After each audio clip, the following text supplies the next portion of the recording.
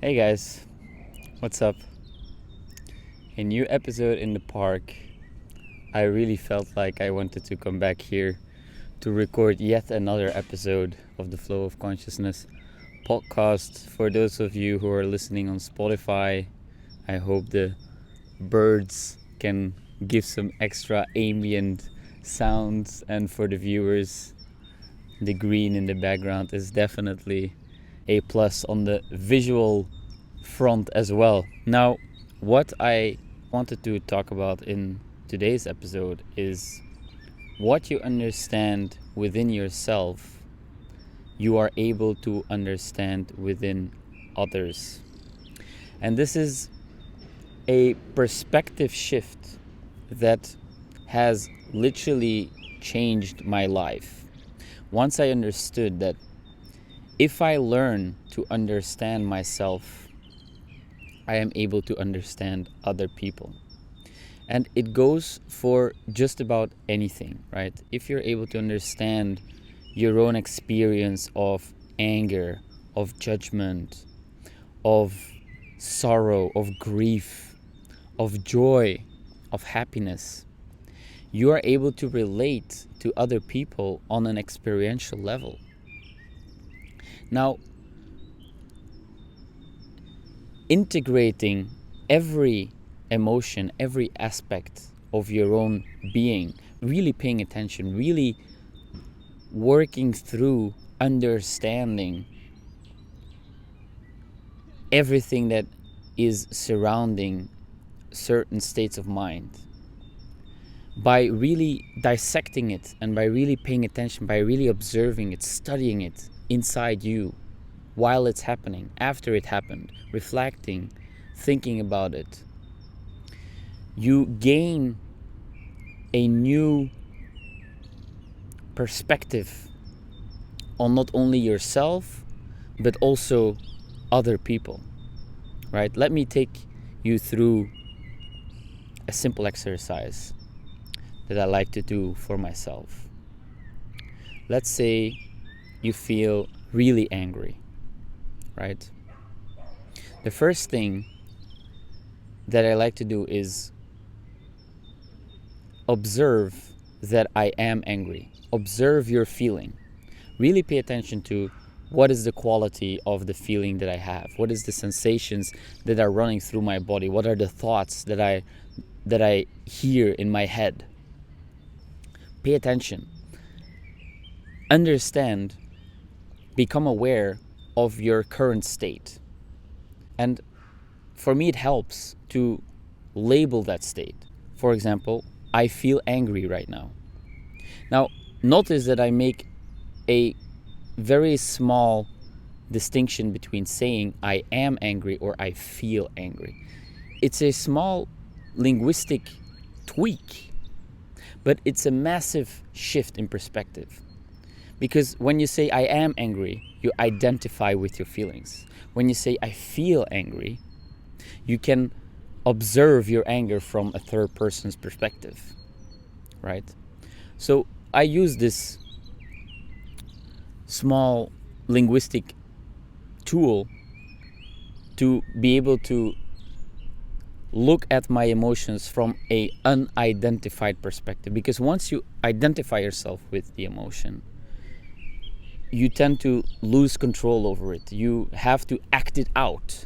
When I am angry, I have to be the anger, so I have to act out the anger. Now, when I say I feel angry, I can observe myself feeling angry, but I don't have to act on the anger, right? So by distancing myself from it, by saying I feel angry, by observing it, I can come to understand it. What are the sensations in my body? What does it feel like?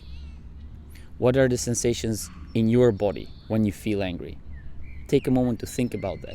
Can you recall a time where you felt angry or where you felt afraid or sad? Recall a moment and really pay attention to what it feels like in your body. Is it uncomfortable? Do you feel tension? Right? Now, after you observe it, allow it to be there. I observe my anger or my sadness or my fear or any emotion, it can be positive ones too. I observe them, I study what's going on, and then I allow them to be there. Don't resist it. Don't resist your anger. Don't resist your sadness. Accept that this is what you feel right now, and know that it will change. Inevitably, it's going to change. It's 100% guaranteed that it's going to change. You can't maintain or persist in a certain feeling forever. Even just a few minutes is really hard.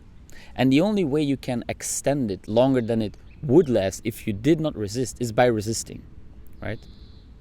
So what I like to do is I observe it and I allow it. I accept it. And by accepting it, by bringing awareness in and of itself is transformative. So by becoming aware of a certain feeling, you're already transforming it because you're able to observe it.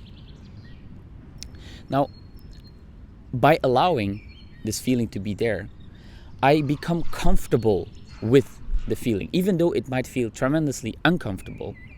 By allowing your feelings to be the way they are, by not necessarily wanting to change them, because wanting to change them is kind of resisting, right? And by doing that, you maintain the feelings because they are actually just messengers that want to express themselves, want to bring you the information they want to communicate with you, and then move on.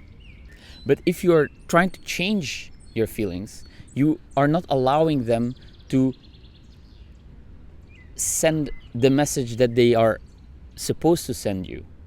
They will keep calling out, allow me to be here, until you do, and then they will move on to something else. But they will persist until you received their message. So that is, in a nutshell, what I believe emotions are here to do. Emotions are not dictators, they are indicators. Emotions are not dictators, they are indicators. They're showing us different things. And unless we are willing to receive the message they are trying to communicate with us, they will persist or they will come back, right? So instead of trying to change your state, allow your state to be there. And by allowing it to be there, by doing it more and more often, by learning the skill, because it's a skill you will have to practice. But the more you practice, the more comfortable you will become with these emotions. You will start to really understand them. You will come to really understand what they do inside you. They make you feel agitated, they make you feel tense, they cause you to feel pressure on your stomach or in your heart or in your limbs, wherever you feel these emotions. But you will start to get familiar. And with that familiarity comes comfort within the discomfort. And once you reach that point, once you're able to sit with whatever emotion, whatever feeling you're experiencing, you will be able to sit with that same emotion in others. And this is ultimately why I believe it's so useful to adopt this mindset surrounding emotions. For me personally, why is it important? Because I want to be able to sit with your discomfort. I want to be someone who can join you in your sadness, who can join you in your anger without identifying with it. Because I learned to not identify with my own anger. I learned to not identify with my own sadness. I learned to observe it, to accept it, to allow it.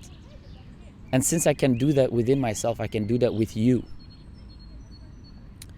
And that is tremendously powerful because I am bringing awareness to your anger, to your sadness. And with that awareness comes an inherent transformation.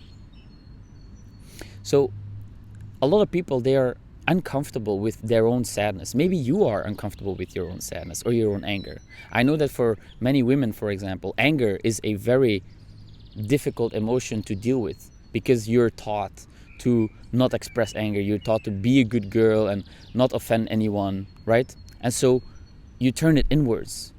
You suppress it, right? And it's twisting and morphing in you, and it's causing to express itself in different ways. It has to come out at some point in some way. There is no way to deny that. You can't escape suppressed emotions. It's like you put stuff in a tub. Well, you can't keep putting stuff in there. Like at some point it just erupts, or it's full. The bucket is full.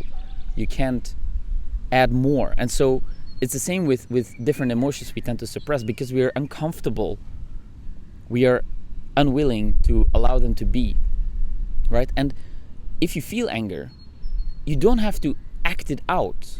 You don't have to say, I am angry, thus I need to act it out. No, you can feel angry, sit with that anger, get familiar with it, explore it. Explore the anger. Where do you feel it?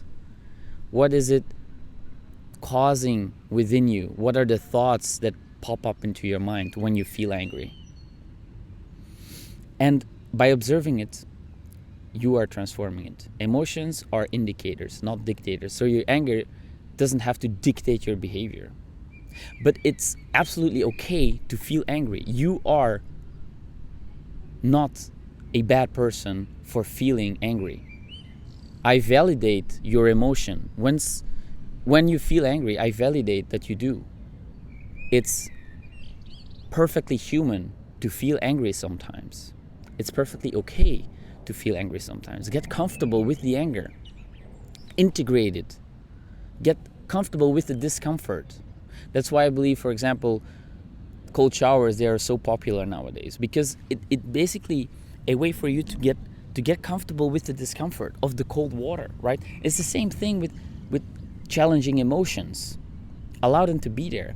And once you are able to sit with them comfortably, sit through the discomfort, you are able to do the same with other people. And it is such a healing experience to just share a moment together where you can sit with that other person's feelings without identifying with them, because you learned to not identify with your own feelings. You came to understand them deeply. You became deeply intimate and familiar with your own feelings and emotions. And that is what allows you to be deeply intimate and familiar with other people's emotions. Because everybody feels angry sometimes. Everybody feels sad sometimes. Everybody feels happy sometimes. Being able to share in joy and happiness is also about being mindful and aware of these emotions and allowing them to be there. Many of us, we think we're unworthy of love and happiness. So we reject, we repress. We don't allow ourselves to be truly happy, to be truly joyful. You can apply the same strategies, tools that I described in this video, in this episode, to joy, happiness, other positive emotions as well. Love, affection, vulnerability. They're all equally as important as the more negative emotions, or the more considerably more negative emotions, right?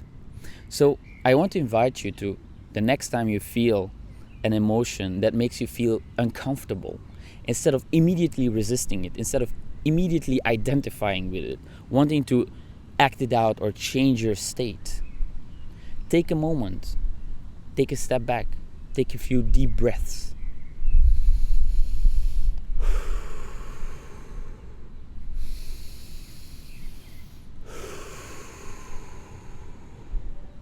Where do you feel this emotion? What are the sensations in your body? What are the thoughts that arise? Can you tap into the discomfort? Can you allow it to be there? Can you allow yourself to feel whatever it is that you're feeling? Can you validate your own emotions? Can you tell yourself, it's okay that I feel like this right now? I don't have to change it. I don't have to act on it. I don't have to do anything with it but observe it. Become comfortable with your own feelings. Understand your own feelings, because what you understand within yourself, you will be able to understand within others. And as always, Thanks for watching, guys. I'll talk to you tomorrow.